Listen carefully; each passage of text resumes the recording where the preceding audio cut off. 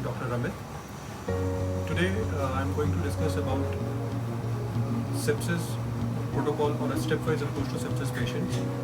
The purpose of making this video is solely for academic learning, as I have been getting a lot of messages from my junior doctors who upload such videos. This will help all the junior doctors in managing sepsis patients in the emergency department, critical care, as well as in the wards. So without wasting much time, let's start. All patients who arrive to the emergency department with suspected infection. Now, suspected infection can be in any form, like urinary tract infection, acute gastroenteritis, chest infection in the form of pneumonia, or any local site infection, skin infection, brain infection. So any sort of infection patient has presented to the emergency should be considered for SIRS criteria. So you would be wondering what is the SIRS criteria. So SIRS is Systemic Inflammatory Response Syndrome. It consists of 4 things: heart rate, which is more than 90, respiratory rate more than 20, temperature less than 36 or more than 38, and TLC count less than 4,000 or more than 12,000. If 2 out of the 4 SIRS criteria are present in the patient who is having a suspected infection, then SIRS is positive. Then we apply or go to the next step. So the next step is risk of infection. So the risk of infection, patient is having any of the 5 following risks. Number 1, patient is looking unwell. Number 2, patient's age is more than 65 years. Number 3, patient has had any recent surgery. Number 4, patient is immunocompromised, like patient is AIDS patient, HIV positive, patient is having recent steroids, or patient is neutropenic patient, or patient is having previous medical problems like tuberculosis or diabetes mellitus, or kidney patient, hypertensive patient. So out of the 5 things, if any one is present, patient is having a risk. So patient who was presented to the emergency with a suspected infection and also having a risk could be having sepsis.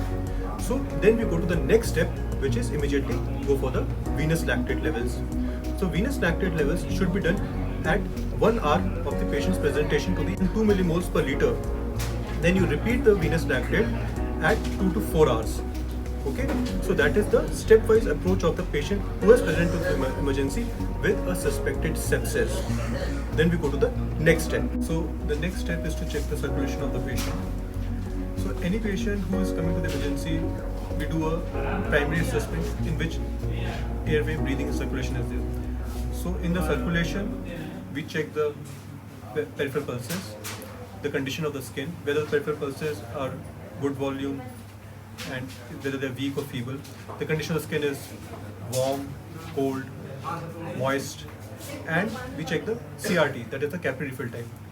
If it is less than 3 seconds or more than 3 seconds. If more than 3 seconds, it's delayed. And then we see the heart rate and the blood pressure. If the blood pressure, that is the systolic blood pressure, is less than 90 millimeter mercury, or the mean arterial pressure is less than 65. So how do you check the mean arterial pressure? So mean arterial pressure is calculated by the simple formula: diastolic blood pressure plus 1/3 of systolic blood pressure minus the diastolic blood pressure. So that is the mean arterial pressure. So if the mean arterial pressure is less than 65 or the systolic blood pressure is less than 90, the patient is in shock, okay, and has a high likelihood of sepsis. So immediately in such patients, what we do is we draw blood cultures within the first hour of the patient's presentation, and secondly, we administer broad spectrum antibiotic also within the first hour before the after the blood culture is drawn. Now the selection of the broad spectrum antibiotic should include the MRSA, the MDRO, as well as the fungal coverage. Now the empiric antibiotic should be discontinued if we have the definite source of the infection. Now we administer almost 30 ml of per kg of fluid to the patient who are hypotensive, okay, and showing signs of hypoperfusion. Signs of hypoperfusion, as I said, in circulation, like patient is having weak peripheral pulses, is having cold, moist skin, and having tachycardia. His urine output is very low, and patient is also having tachycardia. and delayed capillary refill time. The next thing, some leverage is given if patient's blood pressure is more than 90, systolic blood pressure, and mean arterial pressure is more than 65. In such patients, the broad spectrum antibiotic can be delayed to up to 3 hours, not more beyond that. Those patients who are chronic kidney patients, who are in fluid overload like CLD patients, heart failure patients, in such patients we don't give 30 ml per kg of the fluid.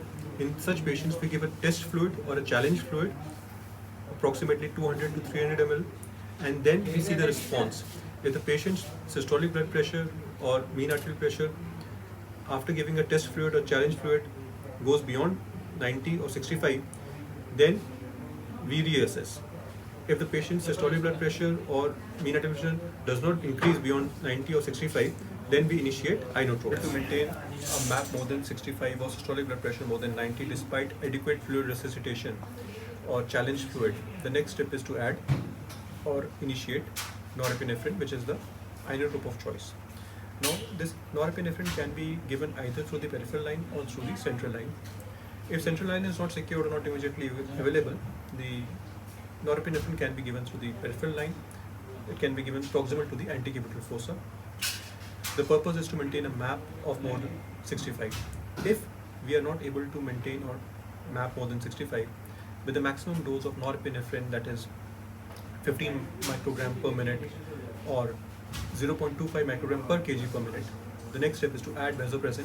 Now, vasopressin, its dose is 1.8 units per hour, but the only thing to be remembered is it should not be given through the peripheral line. It can be only given through the central line. So, patient, either you have access to the central line in the emergency, or the patient needs to have a ICU consult. One more thing needs to be discussed is there should be no, should not give vitamin C to patients who are in sepsis, and was to highlight the importance of recognition of patients who present to the emergency department with possible sepsis and timely intervention by the emergency doctor so that sepsis is not missed and their early transfer to the ICU is done with proper diagnosis and proper treatment.